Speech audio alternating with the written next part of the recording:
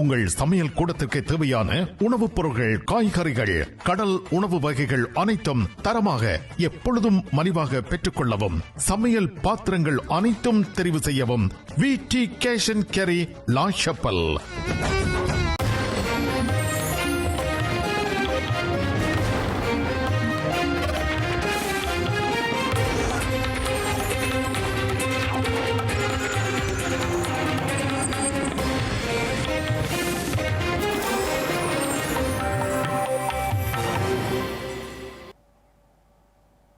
வணக்கம். இது ஐபிசி தமிழின் செய்தி மற்றும் நடப்பு விவகாரங்களின் தொகுப்பு நேரம். நேரலையில் இணைந்து கொள்ளும் நான் தனரூபினி தனரூபன். முதலில் தலைப்புச் செய்திகள். ஸ்ரீலங்காவின் அரசு தலைவரான பின்னர் முதல் வெளிநாட்டு பயணமாக அனுர டெல்லி பயணம். இருதரப்பு ஒப்பந்தங்களில் கைச்சாத்திடவும் திட்டம். யாழில் காய்ச்சலால் பீடிக்கப்பட்ட மற்றொரு இளைஞர் உயிரிழப்பு. எலிக்காய்ச்சல் தீவிரமடையும் நிலையில் சோகம். அரசு சார்பற்ற நிறுவனங்களின் பதிவை ஒருங்கிணைக்கும் ஸ்ரீலங்கா அரசு. பயங்கரவாத நிதியளிப்பு மற்றும் மோசடியை தடுக்கும் பேரில் நடவடிக்கை. காங்கிரஸ் தலைவர் இளங்கோவனுக்கு அரசு மரியாதையுடன் இறுதிச் சடங்கு. முதல்வர் MK ஸ்டாலின் உள்ளிட்ட தலைவர்கள் பங்கேற்பு.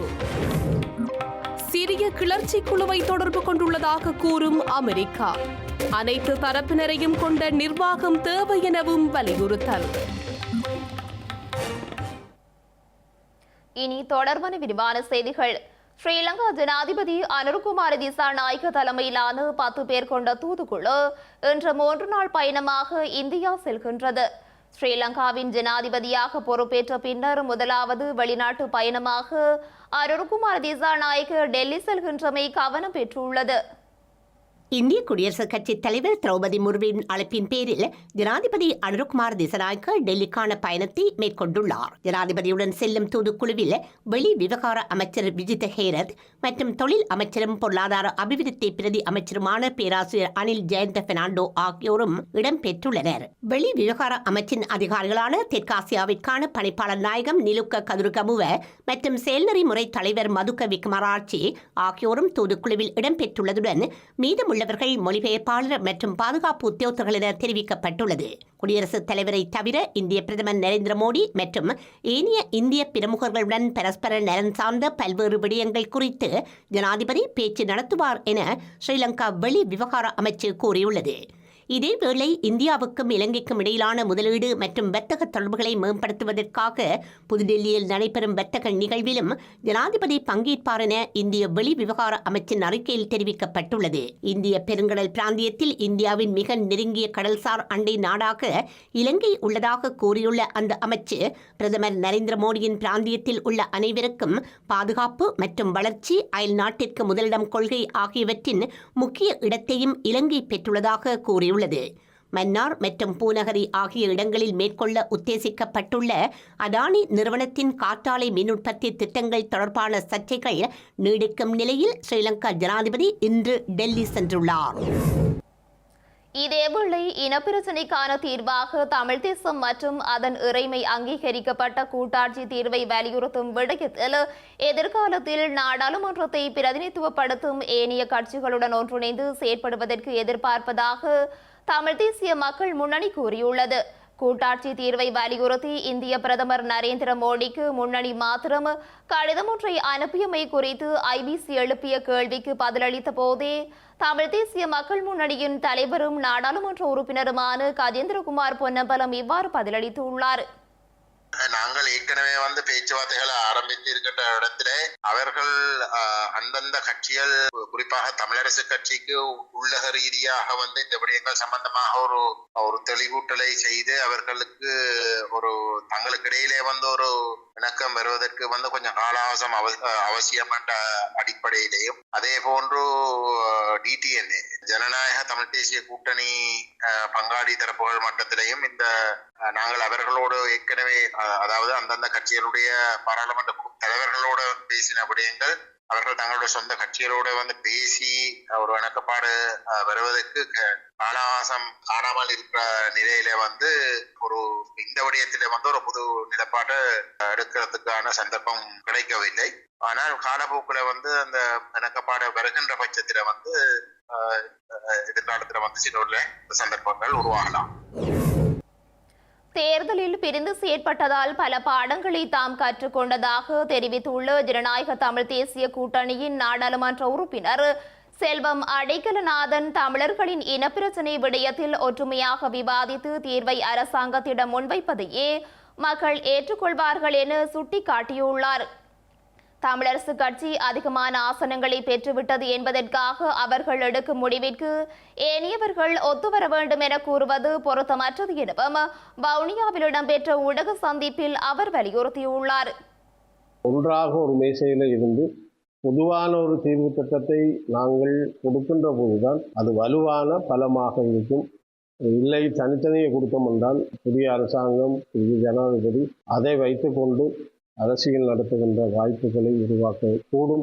இந்த வகையிலே நாங்கள் பிரிந்து சென்றதால் இந்த தேர்தலிலே பல பாடங்களை கற்றிருக்கிறோம். ஆகவே இந்த இனப்பிரச்சனை தீர்விலே நாங்கள் ஒற்றுமையாக ஒரு பாரிய பிரச்சனை, எங்களுடைய இனப்பிரச்சனை, அதை தீர்ப்பதற்கான ஒரு திட்டத்தை நாங்கள் வரைய வேண்டுமாக இருந்தால் ஒரு ஒற்றுமையான ஒரு மேசையில் இருந்து ஒற்றுமையாக நாங்கள் விவாதித்து ஒற்றுமையாக ஒரு தீர்வு திட்டத்தை புதிய அரசாங்கத்திடம் கொடுப்பதன் ஊடாகத்தான் எங்களுடைய மக்கள் அதை பெரிய பலமாக கருதுவார்கள், அதை ஏற்றுக்கொள்வார்கள். அதைவிட அரசாங்கமும் இந்த விடயத்திலே எல்லாரும் ஒன்றாக கொடுத்த அந்த தீர்வு திட்டம் சம்பந்தமான விடயத்திலே அக்கறை காட்டுவதற்கான சந்தர்ப்பங்களை உருவாக்க வேண்டும் என்பது எங்களுடைய நோக்கமாக இருக்க வேண்டும். ஆகவே இந்த இனப்பிரச்சனை பல வருடங்களாக இன்றைக்கு புரியோடி போய் இருக்கின்ற சூழலில் தீர்வு இனப்பிரச்சனை சார்ந்த விடயங்களில் இன்னும் எங்களுடைய மக்கள் சார்ந்த, எங்களுடைய நிலம் சார்ந்த, காணாமல் போனவர்கள் சார்ந்த, மனித உரிமை மீறல்கள் சார்ந்த இப்படியான ஐநா தீர்மானங்கள் எல்லாம் இன்றைக்கு எங்களுடைய பிரச்சனைகளை அக்கறை கொண்டிருக்கின்ற போது அது தீர்வில்லாத ஒரு சூழலில் நாங்கள் கொடுக்கின்ற ஒற்றுமையான பலத்தோடு கொடுக்கின்ற அந்த தீர்வு திட்டம் என்பதுதான் அது வலுவாக இருக்கும், வலிமையாக இருக்கும்.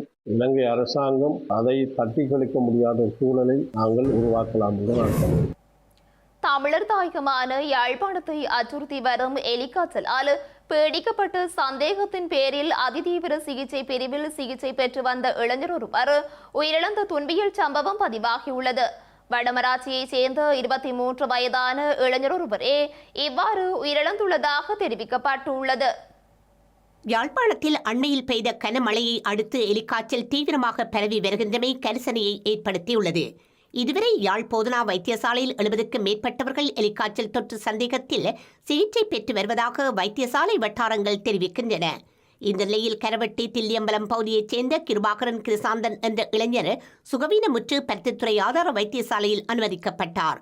எனினும் நோய் நிலைமை தீவிரமடைந்ததை அடுத்து யாழ்ப்பாணம் போதனா வைத்தியசாலைக்கு மாற்றப்பட்ட இந்த இளைஞருக்கு கடந்த 3 நாட்களாக தீவிர சிகிச்சை பிரிவில் சிகிச்சை அளிக்கப்பட்டிருந்தது.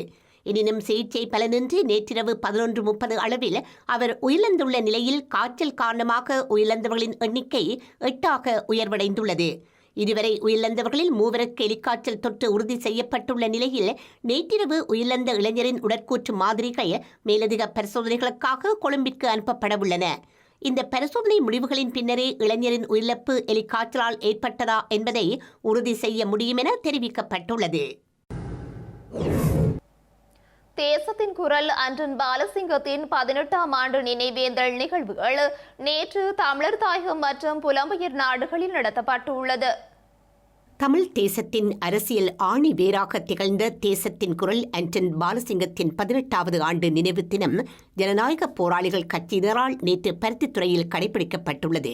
ஜனநாயக போராளிகள் கட்சியின் தலைவர் சி வேந்தன் ஈகை சுடரினை ஏற்றி மலர் வணக்கம் செலுத்தினார். அதனைத் தொடர்ந்து மலர் வணக்கத்தில் ஏனைய கட்சி உறுப்பினர்களும் கலந்து கொண்டு தேசத்தின் குரல் அன்றன் பாலசிங்கத்தின் நினைவேந்தலை மிகவும் உணர்வு பூர்வமாக கடைபிடித்தனர்.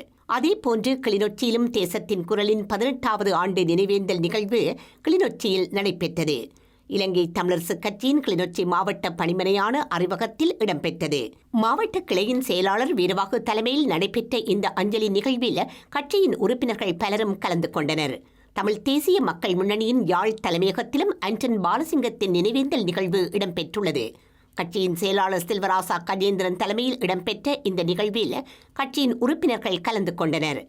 இதேவேளை முள்ளியவளை பகுதியில் சமூக செயற்பாட்டாளர் ஜூட்சன் தலைமையில் நேற்று மாலை இடம்பெற்ற நிகழ்வில் முன்னாள் போராளிகள், பொதுமக்கள் என பலரும் கலந்து கொண்டிருந்தனர்.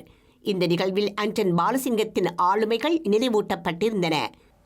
பயங்கரவாத நிதியளிப்பு மற்றும் பணமோசடி தடுப்பு நடவடிக்கையாக இலங்கையில் செயற்படும் உள்நாட்டு மற்றும் வெளிநாட்டு அரசு சார்பற்ற நிறுவனங்களின் பதிவை ஒருங்கிணைக்க ஸ்ரீலங்கா அரசாங்கம் திட்டமிட்டுள்ளது.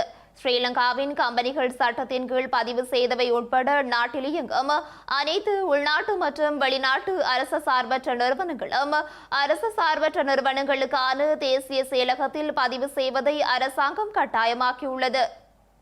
ஸ்ரீலங்காவின் 1980 ஆண்டின் 31ஆம் இலக்க தன்னார்வ சமூக சேவை நிறுவனங்களின் பதிவு மற்றும் மேற்பார்வை சட்டத்தின் கீழ் இலங்கையில் செயற்படும் உள்நாட்டு மற்றும் வெளிநாட்டு அரசு சார்பற்ற நிறுவனங்களின் பதிவுகள் கட்டாயமாக்கப்பட்டுள்ளன. ஸ்ரீலங்கா அரசாங்கத்தின் புதிய நடைமுறையின் கீழ் நாட்டில் இயங்கும் அல்லது செயற்பட விரும்பும் அனைத்து வெளிநாட்டு அரசு சார்பற்ற நிறுவனங்களும் அரசு சார்பற்ற நிறுவனங்களுக்கான தேசிய செயலகத்தில் மட்டுமே பதிவு செய்ய வேண்டும் என தெரிவிக்கப்பட்டுள்ளது. கடந்த 2007ஆம் ஆண்டின் 7ஆம் இலக்க நிறுவனங்கள் சட்டத்தின் கீழ் ஏற்கனவே பதிவு செய்துள்ள அரசு சார்பற்ற நிறுவனங்கள் தேசிய செயலகத்திலும் மீண்டும் பதிவு செய்ய வேண்டும் என செயலக பதிவாளர் வெளியிட்டுள்ள அறிவிப்பில் தெரிவிக்கப்பட்டுள்ளது. முறையான பதிவு இல்லாமல் செயற்படும் அனைத்து அரசு சாரா நிறுவனங்களும் இந்த அலுவலகத்தில் பதிவு பெற வேண்டும் எனவும் அதில் கூறப்பட்டுள்ளது. தன்னார்வ சமூக சேவை அமைப்புகளின் பதிவு மற்றும் மேற்பார்வை சட்டத்தின் கீழ் தேசிய செயலகத்தில் பதிவு செய்ய வேண்டியது கட்டாயம் என்று அந்த அறிவிப்பில் கூறப்பட்டுள்ளது. அரசாங்க கொள்கைகளுக்கிணங்க பண மோசடி தடுப்பு மற்றும் பயங்கரவாதத்திற்கு நிதியுதவி வழங்குவதை எதிர்த்தல் உள்ளிட்ட நடவடிக்கைகளுக்காக இந்த செயலகம் அண்மையில் ஸ்ரீலங்கா மத்திய வங்கியின் புரிந்துணர்வுடன் ஒப்பந்தத்தில் கையெழுத்திட்டது. இந்த பதிவு நடைமுறையின்படி சர்வதேச மற்றும் உள்நாட்டு நிறுவனங்கள் தொடர்புடைய ஆவணங்களை செயலகத்தில் ஒப்படைக்க வேண்டுமென தெரிவிக்கப்பட்டுள்ளது. இதனைத் தொடர்ந்து அனுமதியை பெறும் வகையில் இந்த ஆவணங்கள் பாதுகாப்பு அமைச்சகம், வெளியுறவு அமைச்சகம் மற்றும் தொடர்புடைய அமைச்சுகளுக்கு அனுப்பப்படும் எனவும் கூறப்பட்டுள்ளது. இந்த அமைச்சுக்களிடமிருந்து அனுமதி கிடைக்கப்பெறும் வரை 6 மாதங்களுக்கு தற்காலிக சான்றிதழ் வழங்கப்படும் எனவும் அந்த அறிவிப்பில் தெரிவிக்கப்பட்டுள்ளது. அமைச்சுக்களிடமிருந்து அனுமதி அறிக்கைகளை பெற்ற பின்னர் செயலகத்தின் பணிப்பாளர் நாயகம் அறிக்கைகளை சரிபார்த்து பிரச்சினைகள் இல்லாத பட்சத்தில் பதிவுச் சான்றிதழை வழங்குவார் எனவும் அனுமதி அறிக்கைகளில் பிரச்சினைகள் இருப்பின் பதிவு கோரிக்கை நிராகரிக்கப்படும் எனவும் தெரிவிக்கப்பட்டுள்ளது. ஸ்ரீலங்கா அரசாங்கம் மற்றொரு கடவுச்சீட்டு நெருக்கடியை எதிர்கொண்டுள்ள நிலையில் இதுகுறித்து ஆலோசனை குழு ஒன்று நியமிக்கப்பட உள்ளது. கடவுச்சீட்டு விநியோகம் தொடர்பான வழக்கு நீதிமன்றத்தில் நிலுவையில் உள்ளதால் புதிதாக கடவுச்சீட்டுகளை பெற்றுக்கொள்வதில் பிரச்சனை ஏற்படலாம் என ஸ்ரீலங்காவின் பொது பாதுகாப்பு அமைச்சர் ஆனந்த் விஜயபால குறிப்பிட்டுள்ளார்.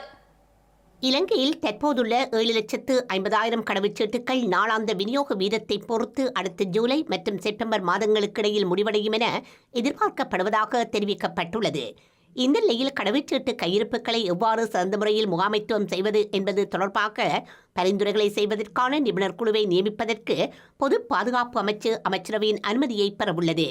இந்த நிலையில் கடவுச்சீட்டுகளை பெற்றுக்கொள்வதற்கான புதிய விலை மனுக்களை கோருவதும் பிரச்சினைக்குரிய ஒன்றாக இருப்பதாக பொது பாதுகாப்பு அமைச்சர் ஆனந்த விஜயபால ஏற்றுக்கொண்டுள்ளார். குறிப்பாக ஏற்கனவே லெத்ரனியல் கடவுச்சீட்டுக்கான ஏலத்தை பெற்ற நிறுவனத்திற்கு எதிராக ஏலத்தில் பங்கேற்று தோல்வியடைந்த மற்றொரு நிறுவனம் உச்ச நீதிமன்றத்தில் வழக்கு தாக்கல் செய்துள்ளது. இந்த விடயம் நீதிமன்றத்தில் உள்ளதால் ஏற்கனவே உள்ள விநியோக நிறுவனத்திடமிருந்து மற்றொரு தொகுதி கடவுச்சீட்டை பெறுவது கேள்விக்குறியான ஒன்றெனவும் ஆனந்த விஜயபால மேலும் சுட்டிக்காட்டியுள்ளார். புதிதாக விலை மனுவை கோருவதும் பிரச்சினைக்குரியது எனவும் கடந்த அக்டோபர் மாதமளவில் N தொடர் இலக்கம் கொண்ட கடவுச்சீட்டுகள் நிறுத்தப்பட்டு B தொடர் இலக்கம் கொண்ட கடவுச்சீட்டுகள் விநியோகிக்கப்படுவதாகவும் அவர் கூறியுள்ளார். ஆகவே ஒரு நாடு கடவுச்சீட்டை தொடர்ந்து மாற்றிக்கொண்டிருக்க முடியாது எனவும் கூறியுள்ள அமைச்சர் இது சர்வதேச எல்லை கட்டுப்பாடு தொடர்பான பிரச்சினையை எழுப்பக்கூடும் என சுட்டிக்காட்டியுள்ளார். இந்த விடயத்தின் தீவிரத்தன்மை மற்றும் அவசரத்தை கருத்தில் கொண்டு ஜனாதிபதி தலைமையில் கூட்டங்கள் நடைபெற்றதாகவும் அமைச்சர் குறிப்பிட்டுள்ளார்.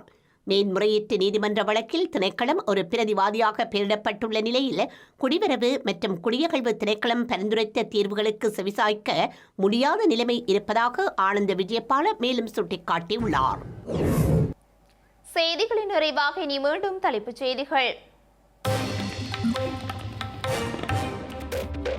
ஸ்ரீலங்காவின் அரசு தலைவரான பின்னர் முதல் வெளிநாட்டு பயணமாக அனுர டெல்லி பயணம். இருதரப்பு ஒப்பந்தங்களில் கைச்சாத்திடவும் திட்டம். யாழில் காய்ச்சலால் பீடிக்கப்பட்ட மற்றொரு இளைஞர் உயிரிழப்பு. எலிக்காய்ச்சல் தீவிரமடையும் நிலையில் சோகம். அரசு சார்பற்ற நிறுவனங்களின் பதிவை ஒருங்கிணைக்கும் ஸ்ரீலங்கா அரசு.